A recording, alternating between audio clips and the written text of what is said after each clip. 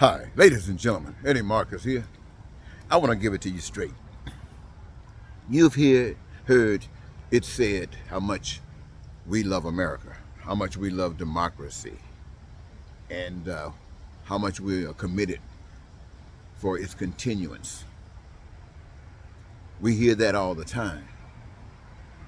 We hear people saying they'll do this and they will do that in the name of democracy, in the name of our United States of America democracy. But I beg to argue about that. I don't think that we as Americans really love America.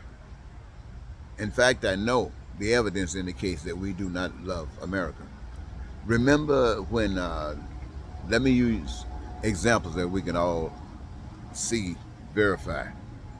You remember when Donald Trump decided he was going to run for president? People who knew Donald Trump well told the world who Donald Trump is. Told all Americans who Donald Trump is. And yet, they allowed Donald Trump to come on the scene, being who Donald Trump is and who the Americans are. They allowed him to get into the White House, make him president of the United States. And having gotten in that position, investigation verified that he had no business there. And so the investigation impeached him. And U.S. senators who were well aware of what was going on decided to keep him in, whatever the reasons were. They decided to keep him in office, to keep this villain back over and on the American people. There was a time again where they found reason to impeach him, and the United States Senate decided to throw him back on the American people. And all of the things that's happening right now is happening because what?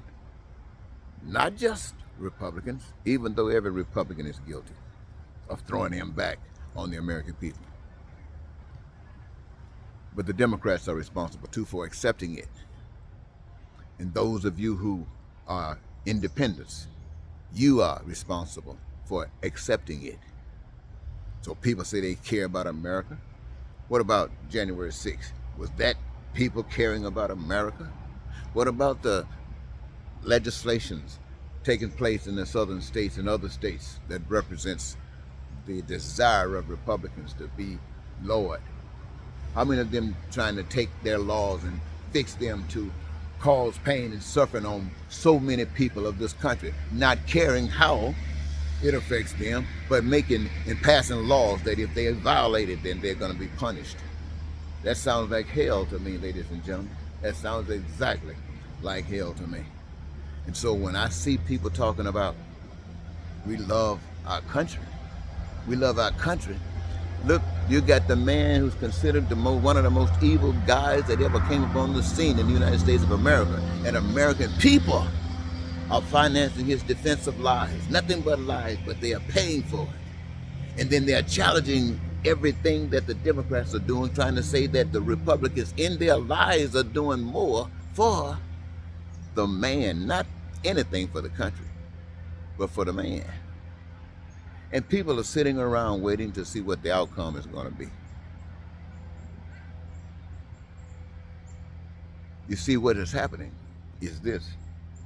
The thing that slows America down is because America basically is a fake nation, just like all nations. The only problem is it's not as fake as most nations.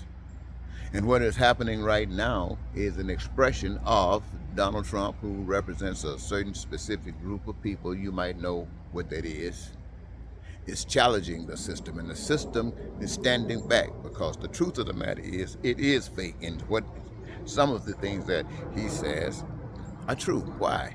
Because every institution got fake people in it. It doesn't matter who you are and what you are, every institution. In government, you got fake people in it. In the law, you got fake people in it. In religion, you got fake people in it.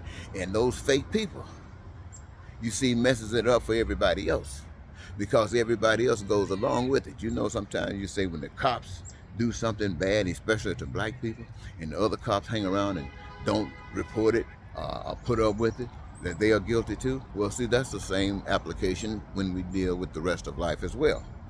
It's when something is taking place that is not right, and we know it's not right, but we put up with it. Why? Because it's not affecting us, and we got a taste of the benefits of being quiet. So we stay quiet. And then we have this hell that we're living in today. But this is why I constantly tell you, ladies and gentlemen, it's going to take each individual to wake up, to change their mind, to change their heart, to renew their minds from the concept of a God that loves everything, especially we as human beings. None other, but how can we work it out so everything can be lovely? We have to want to. If we want to, then we will see the path. We'll be able to walk that path. I'm going to hold it off for right now. I'll talk to you more later.